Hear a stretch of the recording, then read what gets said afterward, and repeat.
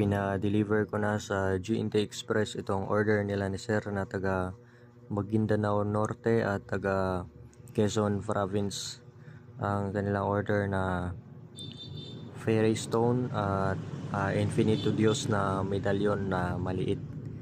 At ito ay isusot lang palagi at dalhin kahit saan man magpunta.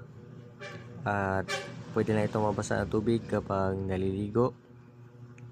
At ito ay nagamit bilang pangkalatang proteksyon sa lahat ng klaseng malalang aksidente na maaaring ikamatay. Kasama na sa proteksyon yung lahat ng klaseng bad spirits at sa lahat ng klaseng masamang mahika, at nakakatulong gabay sa negosyo at hanap buhay. So ito naman yung Infinito Dios na maliit.